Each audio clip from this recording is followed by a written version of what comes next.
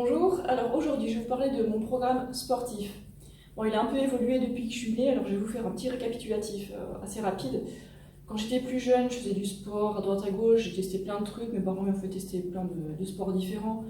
Euh, j'ai pas accroché sur grand chose.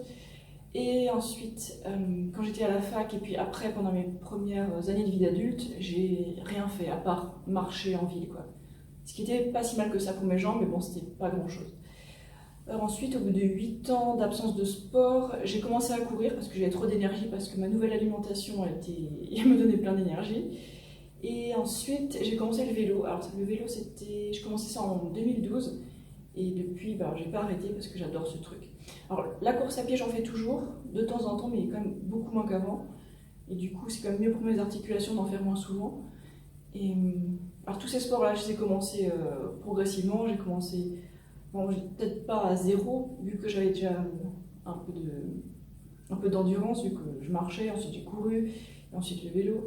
Donc je n'ai pas commencé à zéro, mais on va dire j'ai commencé à un certain niveau, et puis après j'ai augmenté progressivement, voilà, de manière à ce que ça me plaise et que ce soit efficace. Et donc j'en suis arrivée à ma routine maintenant.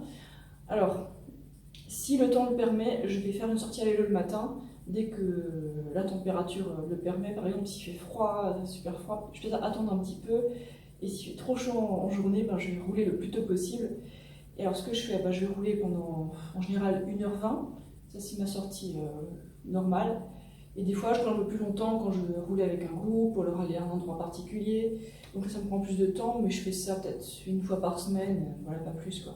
Donc ma routine, c'est juste 1h20 de vélo. En général, c'est avec une pente, mais des fois, c'est sans pente, donc ça dépend. Je me fous pas la pression, en fait. Je fais mon programme de manière à ce que ça me procure du plaisir, quoi. Voilà. Je vais pas me forcer à faire un truc que je trouve pourri, quoi. Alors, j'ai testé plein de sports qui me plaisent pas et que j'ai arrêté pour cette raison-là. Parce que je pense que, enfin, c'est juste moi qui pense ça, je constate que si on fait un sport qui nous plaît pas, on va pas réussir à le faire à long terme. Donc, pourquoi faire quelque chose qui n'est pas durable, quoi, quelque chose qu'on n'a pas envie de faire à long terme, quoi. Ou alors quelque chose qui nous provoque des blessures, qui n'apporte rien de très bon, quoi, au final.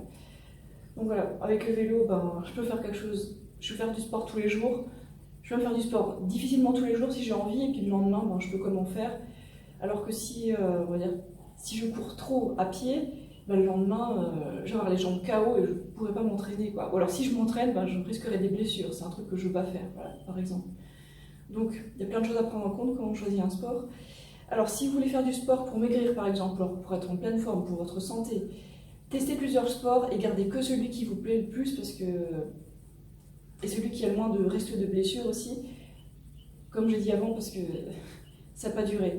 Et ce que vous avez envie, c'est de trouver une routine qui marche bien pour vous, qui vous fait plaisir et qui ne vous donne pas de blessures. Voilà, en gros c'est ça. Qu'est-ce que je fais d'autre pour ma routine ? On va dire que 99% c'est du vélo et le reste c'est la course à pied. Parfois je nage dans une piscine, parfois je fais la marche en montagne. Je ferai plus de marche en montagne quand je serai en France parce que les sentiers sont vachement mieux quand même. Et de temps en temps je fais aussi un peu d'escalade, mais bon c'est tout petit, quoi. Donc d'abord vélo, ensuite course à pied. Je refais un peu plus de course à pied maintenant parce que je pense que c'est quand même bon pour renforcer les genoux, en faisant des doses de course à pied raisonnables. Mais voilà, je ne vais plus faire de 20 ou 30 km comme je faisais avant parce que mes jambes ne sont plus du tout habituées, donc je ne veux pas avoir des blessures et des douleurs qui durent, quoi. Voilà. En général, maintenant ce que je fais, je cours pendant 2 km autour du pâté de maison et puis voilà, quoi. Parfois je fais des sorties un peu plus longues, mais on va dire je dépasse pas les 10 km maintenant parce que j'ai plus l'habitude. Voilà. Et à vélo, je peux vous parler en kilomètres, mais bon, je préfère vous parler en temps parce que les kilomètres, je sais pas, ça dépend si c'est du plat, si c'est des montées, ça change tout, quoi. Alors j'utilise un capteur de puissance, donc du coup ça me donne des données super précises. Le capteur de puissance, en fait, il est localisé dans la pédale, et du coup ça capte la puissance que j'envoie dans les pédales, enfin dans une pédale. Du coup ça extrapole ce que je fais dans les deux.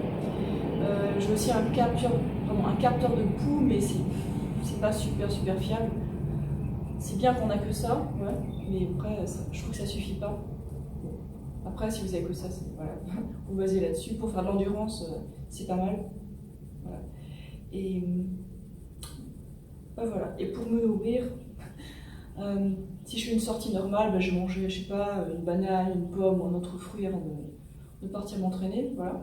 Mais si je m'entraîne difficilement, je vais manger quelque chose qui est hyper digeste. Donc j'ai juste mangé du sucre de coco, genre 2 cuillères à café, non 2 cuillères à soupe, pardon.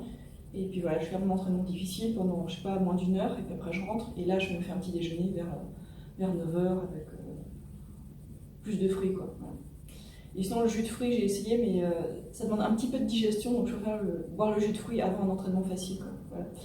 Alors quand je dis facile, quand je suis hyper claquée, je pédale très doucement, genre juste comme si je me promenais en ville pour aller d'un endroit A à B. Quand je me sens normale, je suis en zone 2, je ne sais pas si vous savez ce que c'est, zone 1, zone 2.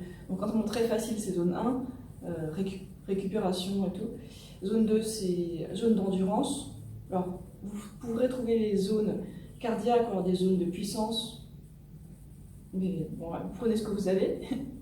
Et alors la zone 2, on sait qu'on y est, qu'on peut encore parler, et bon, qu'on a besoin d'ouvrir la bouche pour respirer. Voilà. Et au-delà de ça, quand ça devient difficile de parler, vous savez que vous êtes au moins en zone 3. Quoi. Voilà. Et je fais un entraînement intensif seulement 1 ou 2 fois par semaine, pas plus.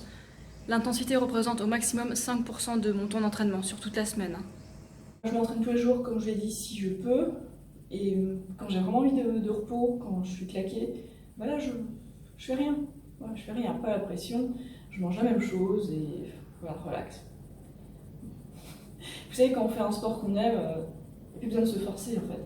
Voilà, j'ai hâte de faire mon prochain entraînement. Bon, aujourd'hui je me repose parce que ça fait plus d'1 semaine que je me suis pas reposée, alors quand je me repose et puis je vais faire des vidéos. Voilà. Voilà, donc ça peut être bien d'avoir son petit rituel. Et n'oubliez pas que le sport, c'est un rendez-vous avec vous-même.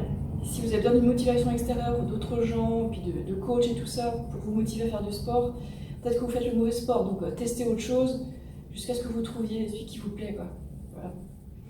Et une fois que les résultats commencent à venir, une fois que vos performances commencent à augmenter, là c'est vachement motivant, je sais pas, vous ne trouvez pas? Et quand vous commencez à voir que votre graisse se transforme en muscle, c'est cool de voir ça. Quoi.